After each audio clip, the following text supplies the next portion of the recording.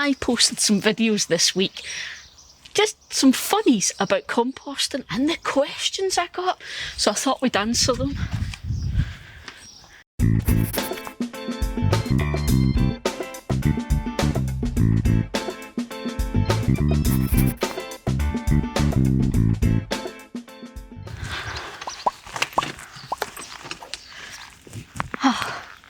This is fast becoming my wee spot for where I sit and chat to you. It's awesome. Perfect sunbeam. It's all a bit shaded from the wind. It's spot on.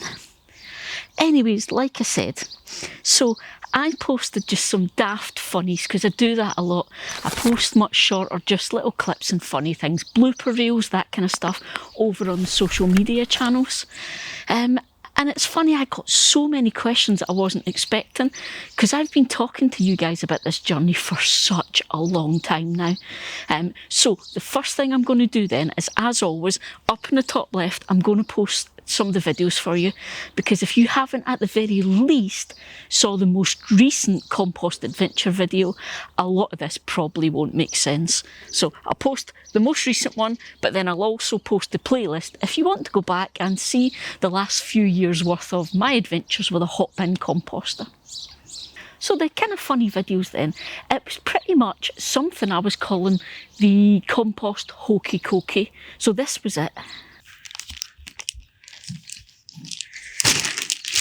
So I've been doing this for about the last week. If it's sunny, the compost comes out, getting some nice sunlight, some air, some heat to dry it. And then it looks like it's going to rain, so it goes back in the bags and goes away, and then comes out again when it's dry again. So hence the hokey cokey. Just on a point, the calling it the compost hokey cokey came from Liz Grows Happy on Instagram.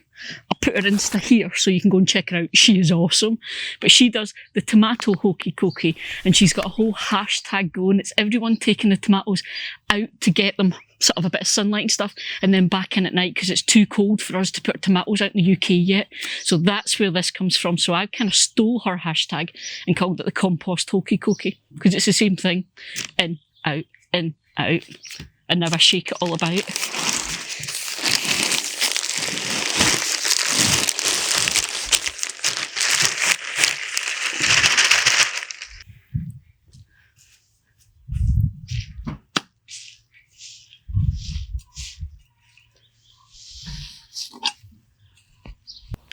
And it was all about the fact that in the, I'm not going to say palaver because that's a bit much, it just depends on the weather, but generally the compost that comes out of the bin has a process that I put it through before I use it. And that's what seemed to create all these questions. So the first question then was... Hi Eli, it's Antonia here, and I was just wondering why you don't use the traditional compost bays. To be honest, the main reason we don't do the big traditional old-fashioned pallet compost bins, because we did when we first moved here, but in all honesty, it's for this reason. This is a garden, it's not an allotment. So this is where we sit out and enjoy our time outside. Yes, I use it to grow my veggies and my soft fruits and that kind of thing, but it's not its only purpose. The whole purpose of a garden is like an extra room on your house, an outdoor room. It's somewhere that's a pleasure to be in. And also, it's probably a lot smaller than you guys realise. Because I film in set areas and move around, you guys probably think there's a lot more space here than there is. So I have nowhere I could have big traditional pallet-based systems without it being completely visible and being able to smell it from anywhere else.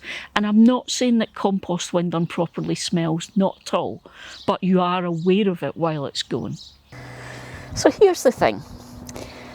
I compost with this guy. It's a hotbin composter. So basically, it's about the size of a wheelie bin. I'm quite small, so it's not as big as it looks.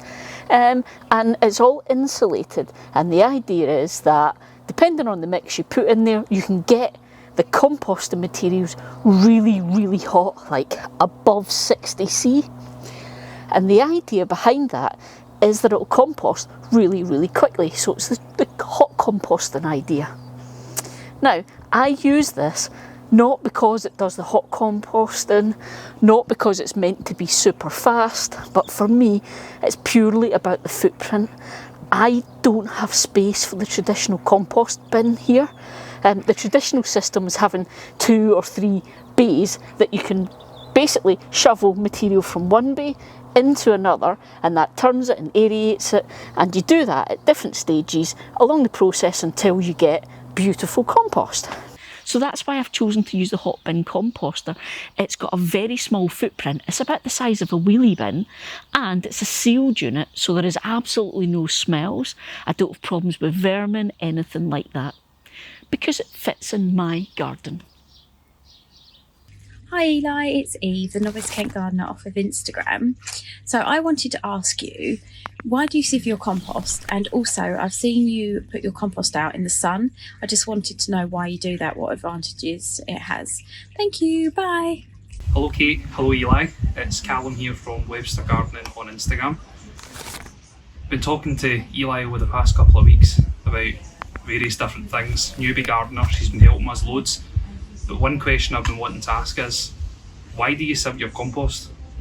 Okay, so Eve and Callum have both asked about sieving it, and Eve has also asked about the whole thing with the sun, and they kind of tie up together. So I've got this whole process I do with my compost. Now, the main thing you need to understand is when you make your own compost at home, it doesn't come out of your bin exactly the same as the stuff you buy in the shops, okay? So it's different depending on the different types of bins you use. My compost comes out and it's quite lumpy. There are bits that haven't composted down yet that need to go back in the bin. And also, it's quite wet. So the thing is, to be able to put the stuff that's not finished or is too large for the purpose I want to use it for, to put that back in the bin, I need to get it out of there, and that's why I sieve it. Because it all depends on what you're using your compost for. So if I'm just using that to go straight into the beds, so you've seen me digging fresh compost into the beds to reinvigorate the beds, I'll just put it in straight from the bin. However, the stuff that comes out the bin is quite lumpy. It's not very attractive, and to be honest, it's not ideal if I'm wanting to say use it in pots. I want something that's much finer if I'm using it in pots. And again, if I'm going to use that for seeds, I want it much finer again. And that's why I sieve it. So by sieving it, I can get rid of anything that's not finished. You know, might be lumps of wood or whatever in there, bits of bark, twig, some bits of paper, that kind of stuff. If it's not finished, I can sieve it and put it back in the bin. I can also then choose how fine I want the finished product to be. Is it for potting? Is it for seeds? It has to be ultra fine. So sieving it lets me do that. So I do different things depending on its final purpose.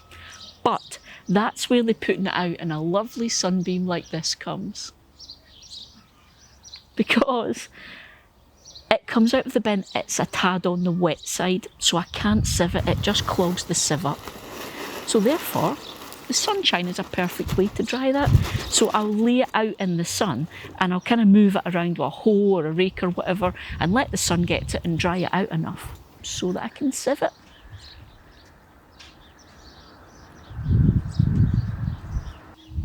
So I'll put it through the huge big garden sieve first.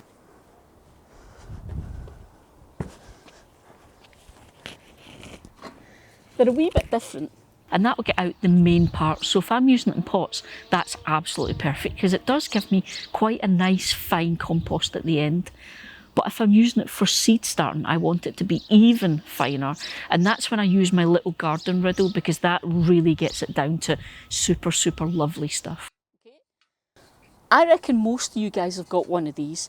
This is a bog standard garden compost sieve, okay? It's a good size for these kind of buckets that we all have. It's a really good size for that. And you just hold it over, you put your compost in and you give it a shake and all your lovely filtered stuff comes out the bottom, okay? So there we go guys, I hope that was useful, and that is the story of the compost hokey cokey. See you next week guys.